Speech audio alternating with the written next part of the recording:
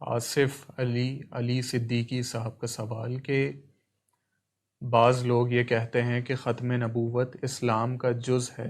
کل نہیں، لہٰذا کسی جز کی بنیاد پر کسی کو کافر کہنا اور اسے نفرت کا نشانہ بنانا کیسے جائز ہو سکتا ہے؟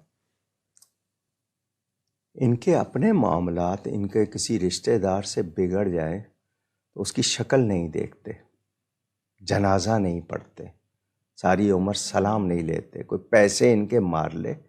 اس وقت ان کو یہ چیزیں یاد نہیں آتی۔ ضروریات دین، لفظ سن لیں وہ دھیان سے، ضروریات دین میں سے کسی ایک ضروری قطعی بات کا انکار کرے وہ مسلمان نہیں ہے، جز نہیں ہے، بنیاد ہے۔ میرے نبی کی تعظیم ضروریات دین میں سے ہے، یہ اجماعی مسئلہ ہے امت کا، پوری امت کا، قرآن اور سنت کا حکم ہے۔ حضور نے واضح طور پر فرما دی، جس نبی کا کلمہ پڑھتے ہو وہی تو کہہ رہے ہیں کہ میں آخری نبی ہوں، میرے بعد کوئی نبی نہیں، تو جو کلمہ بھی پڑھ رہے ہو اور ان کی بات بھی نہیں سن رہے ہو، اب جزو و کل میں آنا چاہتے ہو،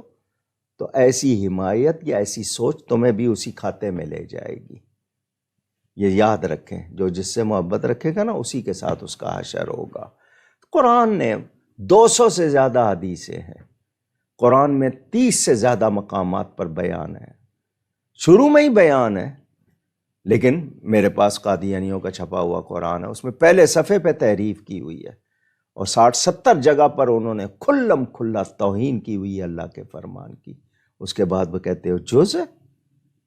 اچھا، میں نے تو ایک بات یہ کی تھی، میں نے کئی مرتبہ جلسوں میں کی ہے، قادیانی، اس نے کہا جی میں قادیانی ہوں، کہنے لگا جی آپ ہمارے خلاف بہت بولتے ہیں، اگر آپ ہمارے نبی کو بھی مان لیں، تو میں نے کہا اگر کوئی اور اس وقت نبوت کا دعویٰ کرے مانو گے؟ کہنے لگا نہیں، تو میں نے کہا پھر تمہیں کیوں مانے؟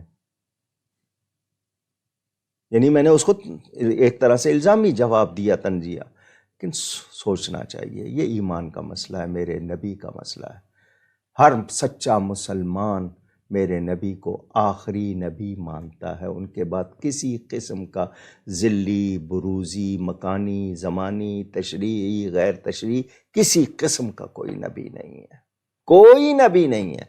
جو گنجائش سوچے گا وہ بھی اسی حکم میں چلا جائے گا۔ امام اعظم ابو حنیفہ کے زمانے میں ایک شخص نے نبوت کا دعویٰ کیا، کچھ لوگوں نے کہا کہ اس سے معجزہ دلیل مانگتے ہیں، فرمایا جو دلیل مانگے گا وہ بھی کافر ہو جائے گا، کیونکہ اس نے ناممکن چیز کو ممکن مان لیا۔